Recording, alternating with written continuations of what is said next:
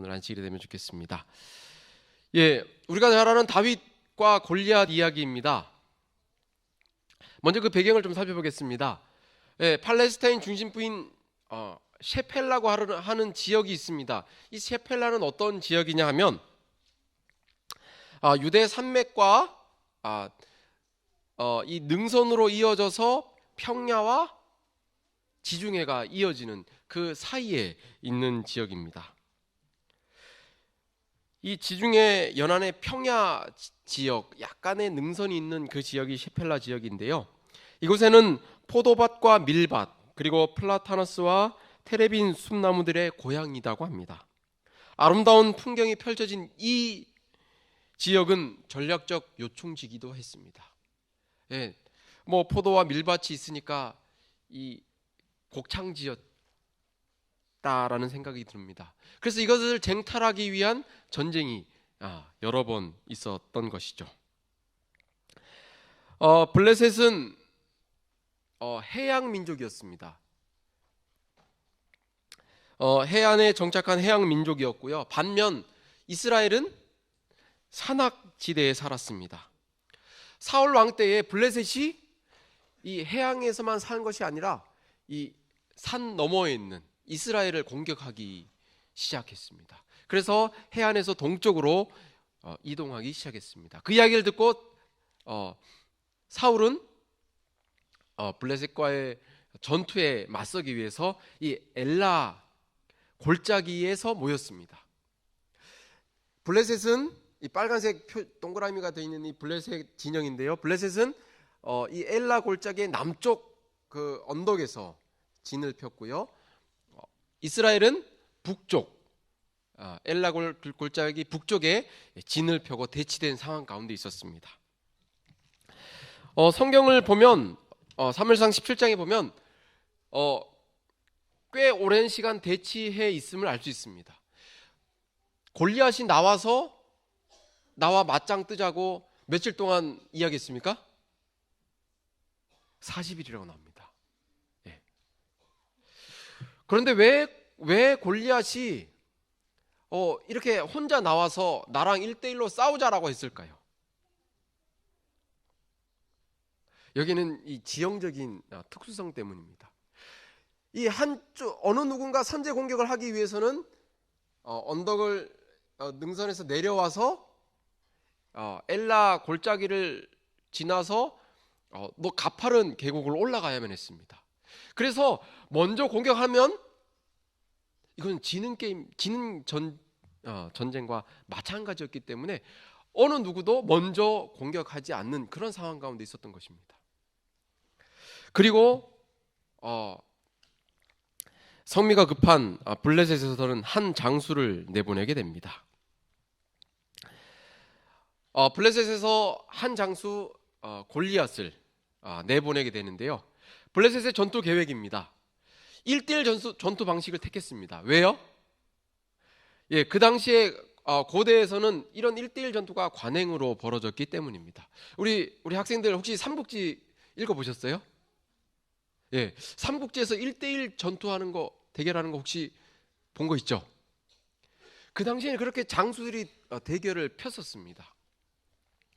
그래서 골리앗을 통해서 이스라엘을 도발했습니다. 그것이 40일 동안 진행이 되었습니다. 그런데 왜 이스라엘은 가만히 있었을까요? 1대1로 맞짱 뜨려고 한 사람이 보통 사람이 아니었습니다.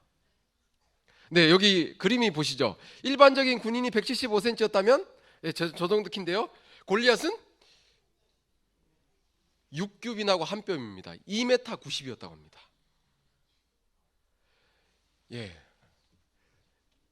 잽이 안 됩니다. 잽이 안 됩니다. 그래서 요즘 도저히 이렇게 계란으로 바위치기 하는 그런 상황을 다윗과 골리앗이라고 이야기하잖아요. 블레셋의 전투 계획은 이것이었습니다. 공격하러 오긴 왔는데 이게 먼저 선제 공격을 하면 큰 피해를 당할 게 뻔하니까요. 그래서 블레셋은 1대1 전투를 하기로 전략을 세웁니다. 골리앗이 이렇게 이야기하죠. 너희는 한 사람을 택하여 내게로 내려 보내라. 어떻게 하겠다는 거예요? 한 사람 1대1로 붙어서 승패를 결정하자는 것입니다. 아무도 거인 장수와 1대1로 싸우려 하지 않았습니다. 그때 형들에게 음식을 가져다 주러 온 양치기 소년이 자원해서 전사와 싸우겠다고 나서게 됩니다. 역사상 가장 유명한 전투가 바로 이 엘라 골짜기에 있었던 다윗과 골리앗의 전투가 아닌가라고 생각합니다. 그 당시에 1대1 전투는 고대 세계의 일방적인 관행이었습니다. 블레셋은 이 일방 1대1 전투에서 아주 이기기에 최적의 상태인 그 장수를 내보내는데요. 이 장수의 갑옷의 무게가 45kg가 넘었다고 합니다. 군대에서 이 군장이 몇 킬로 정도 됩니까? 20kg, 30kg. 그런데 사울은 갑옷만 45kg가 넘었습니다. 다리를 보호하기 위한 청동 무릎 보호대를 했고요. 또 발도 보호하기 위해서 이 청동으로 이렇게 만든 이 신발과 같은 그런 것을 입었다라고 합니다. 역사학자들은요. 또 금속 투구를 썼고요. 근접 전투에 최적화된 청동 창과 옆구리에 찬 칼, 그리고 짧은 찌르기 창, 무게가 몇 개입니까? 3개의 무기를 가지고 있었습니다. 그에 반해서 다윗은 어땠습니까? 다윗의 무기는 무엇입니까? 변변치 않았습니다. 사울 왕이 자신에게 칼과 갑옷을 주었습니다. 그런데 익숙하지 않다고 거절했습니다. 제가 이렇게 생각해 보건데 다윗의 키도 그렇게 만만하게 작지 않았다는 생각이 듭니다. 왜냐하면 사울의 키가 어땠습니까? 다른 사람보다 머리가 하나 더 있었습니다. 그 사울의 갑옷을 다윗에게 줬다는 것은 다윗이 젊은 나이였지만 였음에도 불구하고 그의 키와 용모도 사울 못지않게 키가 어느 정도 있었음을 우리는 알 수 있습니다. 물론 골리앗에 비하면 아주 작지만요. 다윗은 갑옷과 칼을 거절하고 매끄러운 돌 5개를 가지고 나갑니다. 그리고 물매와 막대기로 나갑니다. 아마 그 막대기는 양을 칠 때 그 지팡이였을 것이다라고 이야기를 합니다. 이게 달까요? 이게 답니다. 골리앗과는 아주 매우 대조적으로 다윗은 간단합니다. 이 다윗이 달려오는 것을 보고 골리앗이 이렇게 이야기합니다. 내가 나를 개로 여기고 막대기를 가지고 내게 나왔느냐. 그런데 개역 한글판에 보면 막대기들이라고 나옵니다. 다윗이 막대기들을 가지고 나갔습니까? 막대기를 가지고 나갔을까요? 막대기를 가지고 나갔습니다. 그런데 왜 골리앗은 막대기들이라고 보고 이야기했을까요? 오늘 순서지의 칼럼을 보시면 거기에 대한 해답이 나옵니다. 큰 고인 골리앗은 이것을 이길 것 같은 1대1 전투로 다윗에게 전투를 벌이게 됩니다. 그런데 다윗은 이 1대1 전투에서 승리를 하게 됩니다. 누구도 절대 이길지 못할 것이라고 예상했던 전투에서 한 양치기 소년이 승리하게 됩니다. 그 일은 전설이 됩니다. 다윗과 골리앗이라는 표현은 불가능해 보이는 승리에 대한 표현으로 되어버리게 됩니다. 과연 다윗의 승리는 불가능해 보였을까요? 도저히 이길 수 없는 싸움이었을까요? 다윗의 전략을 한번 분석해 보겠습니다. 고대 전사의 종류는 3종류가 있었다고 합니다. 기병, 말을 타는 부대입니다. 보병, 갑옷을 입고 긴 창을 들고 걸어가는 부대입니다. 발사병, 궁수와 투석병인데요. 오늘날로 말하면 이렇게 멀리서 이렇게 상대를 공격하는 병사입니다. 그 당시에 그 투석병은 긴 밧줄에 납구슬이나 둥근 돌을 넣고 묶고 이렇게 돌려서 던지는, 다윗이 골리앗을 공격한 것과 똑같은 그런 방법이었습니다. 투석에는 엄청난 기술과 연습이 필요로 합니다. 그러시겠죠? 맞추려니까 멀리 있는 거를. 숙련된 병사의 물매는 아주 치명적이었다고 합니다. 그래서 그 로마의 그 군사들 가운데는 이 머리나 몸에 박힌 물매를 빼내는 집게를 가지고 다녔다고 합니다. 얼마나 이게 강하게 박혔으면 그 집게를 가지고 다녔을까요? 갑옷을 입어 움직임에 느릴 수밖에 없는 그 보병은 이 멀리 있었지만 천천히 움직이는 그 보병을 맞추기에는 투석병이 매우 쉬웠던 것이죠. 여러분, 가위바위보를 해보셨죠? 예, 강점이 있고 양점이 있습니다. 그렇죠? 예, 주먹은 가위에는 이기지만 보자기에는 집니다. 가위는 보자기는 이기지만 주먹에게는 집니다. 보는 주먹은 이기지만 가위에게는 집니다. 이 기법이 그 고대의 그 전사의 세 부류로 이렇게 나누어지게 됩니다. 이런 관계가 있게 되는 것이죠. 보병은 긴 창을 가지고 이 기병을 상대할 수 있습니다. 그래서 기병이 가까이 오면 긴 창으로, 방패와 창으로 말을 찔러서 무너뜨리게 되죠. 반대로 기병은 투석병을 제압하기 매우 좋습니다. 왜냐하면 기병이 빨리 움직이기 때문에 투석병이 이렇게 던져도 잘 맞출 수가 없었습니다. 반대로 투석병은 보병을 제압하는 것은 식은 죽먹기였습니다. 이 역사학자 바루크 할펀이 이렇게 이야기했습니다. 펠로폰네스 전쟁에서 시칠리아 원정을 나간 아테네군이 패배한 이유는 아테네의 중보병이 주로 투석기로 무장한 현지의 투석병에게 섬멸됐기 때문이다 라고 기록을 합니다. 고대 전쟁에서도 이런 일이 비일비재하게 일어났다는 사실이죠. 상대의 전략을 잘못 간파하면은 전멸하게 되었다는 것입니다.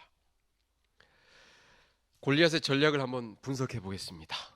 골리앗은 중보병이었습니다. 1대1 전투를 기대했고요. 거기에 맞춰서 준비를 하고 나갔습니다. 사무엘상 17장 44절에 보면 골리앗이 이렇게 이야기합니다. 내게로 오라, 내가 너를 새들의 밥이 되게 해주겠다라고 이야기합니다. 왜 내게로 오라고 했을까요? 근접 전투에 준비를 했기 때문입니다. 사울 왕이 다윗에게 자신의 칼과 갑옷을 줄 때에 사울도 그런 생각을 했습니다. 이 골리앗과 가까이서 근접 전투를 하기 위해서는 갑옷이 필요해요, 안 필요해요? 꼭 필요합니다. 그리고 칼이 필요할까요? 필요하겠죠. 맞고 찌르기 위해서는 칼이 필요했던 것이죠. 그런데 다윗의 전략은 달랐습니다. 다윗은 골리앗과 1대1 가까이 근접 전투를 할 생각이 없었습니다. 다윗은 사자와 곰을 이겼을 때의 방법을 생각했습니다. 다윗이 사자와 곰을 칼로 이겼습니까? 뭘로 이겼습니까? 예, 물매로 이겼습니다. 다윗은 사자나 곰이나 골리앗이나 다를 게 없다고 생각했습니다. 돌을 던져서 골리앗과 싸울 전략을 세웁니다. 그래서 갑옷을 입고 있으면 이걸 돌리는데 불편하겠죠. 달려가는데도 불편했겠죠. 그래서 다윗은 사울의 갑옷을 입지 않았던 것입니다. 다윗은 골리앗에게 이야기합니다. 너는 창과 단창으로 나아오거니와 나는 하나님의 이름으로 나아간다 라고 이야기합니다. 그 창과 단창을 두 번이나 이야기하는데요, 다윗의 전략은 처음부터 달랐던 것입니다. 에이탄 허시인 이 이스라엘 국방부 탄도학 전문가는 이렇게 이야기를 합니다. 이 골리앗과 다윗의 거리를 35m로 이렇게 가정했을 때 다윗이 골리앗에게 날린 그 돌은 날아가는 속도 초속 34m. 태풍 허리케인 얘기 들어보셨죠? 초속 34m는 엄청난 속도, 빠르기입니다. 시속 122.4km로 이 돌을 날렸다는 것이죠. 얼마나 강했을까요? 그 야구 선수가 그 던진 공에 맞아도 엄청 아픈데, 그렇잖아요. 다윗은 돌을 던졌잖아요. 돌을 122.4km라는 그 속도로 돌을 던졌으니 얼마나 아팠을까요? 역사학자 로버트 도웬랜드는 책에서 이렇게 기록했다고 합니다. 다윗과 맞선 골리앗이 가진 승사는 칼로 무장한 청동기 시대의 전사가 45구경 자동 권총을 가진 적과 맞섰을 때와 마찬가지이다. 창과 권총이 싸우면 누가 이길까요? 창이 이길 확률은 거의 없었죠. 그 이스라엘의 전 국방부 장관이었던 6.1 전쟁을 승리로 이끈 모셰 다인은 이렇게 이야기했습니다. 골리앗과 싸운 다윗은 열세가 아니라 우세한 무기를 지니고 있었다. 또한 그의 위대함은 자신보다 강한 적을 상대로 싸우겠다고 나간 것에 있지 않다. 그의 위대함은 나약함이 장점을 파악해 더욱 강해질 수 있는 무기 활용법을 아는 데 있었다. 제가 이 책을 보고 깜짝 놀랐습니다. 지금까지 저는 다윗이 골리앗을 물리칠 때에 하나님께서 함께 하셔서 하나님을 믿고 의지해서 나아갔기 때문에 이겼다라고 생각했는데요, 다윗은 자신만의 전략이, 물론 하나님을 믿고 의지하고 나아갔긴 했지만 자신은 골리앗을 상대하기에 합당한 전략을 가지고 있었다는 사실입니다. 명랑해전, 133척의 그 외척을 단 13대의 배로 승리로 이끈 그 명랑해전, 비결이 무엇이었을까요? 약점을 강점으로 만드는 그 비결. 성경에는 기돈과 300명의 군사가 13만 5천 명의 미디안 대군을 물리치는 이야기가 나옵니다. 우리는 역사에서 아주 질 수밖에 없는 그런 싸움에서 이긴 많은 전투들을 우리는 알고 있습니다. 그 중에 하나가 보진 않았지만 안시성. 그 당나라 대군이 이 안시성을 공격하게 했는데 88일 동안 안시성은 버텼다고 합니다. 그래서 그 당태종이 겨울이 오면서 물러가면서 그 전쟁으로 말미암아 이제 죽임을 당했는데요. 죽게 되었는데요. 돌아가서 죽으면서 이렇게 이야기했다고 합니다. 고구려와는 절대 싸우지 말아라.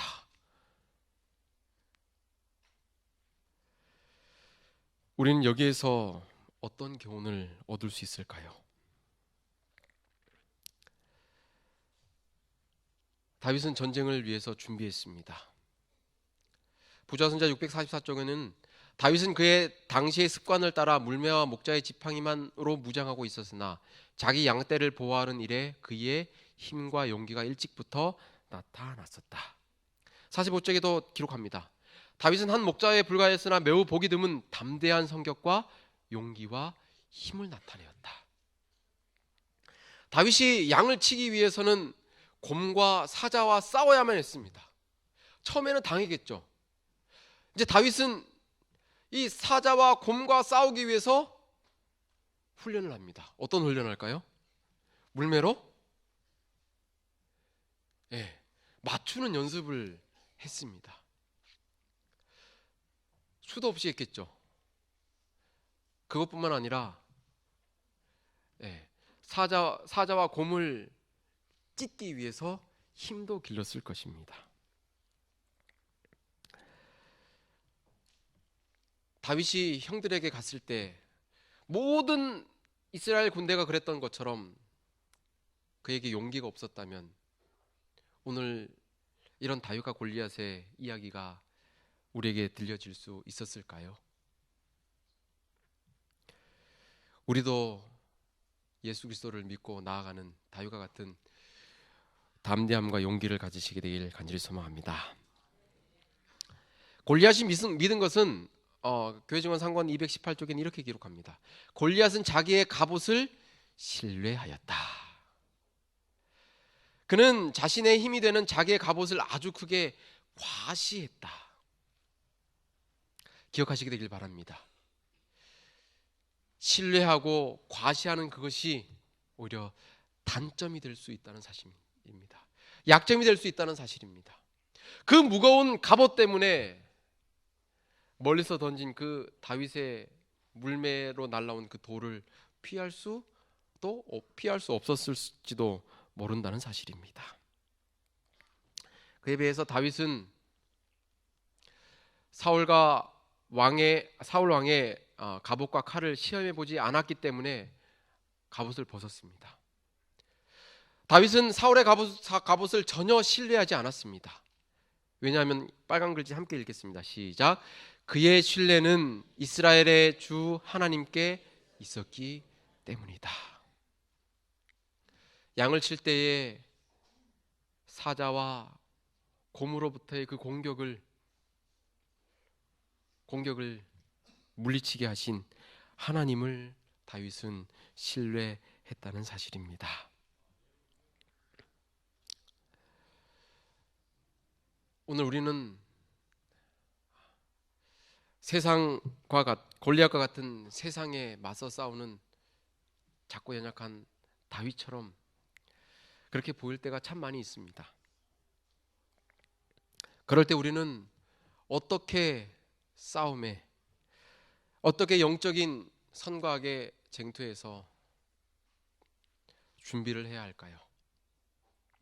오늘 읽은 하나님의 전신갑주를 다윗이 준비하고 무장하고 연마했던 것처럼 우리도 하나님의 전신갑주로 무장하게 되시길 간절히 소망합니다. 또한 약할 때에 가장 강할 수 있음을 깨닫게 되시길 간절히 소망합니다. 다윗이 가장 연약했을 때에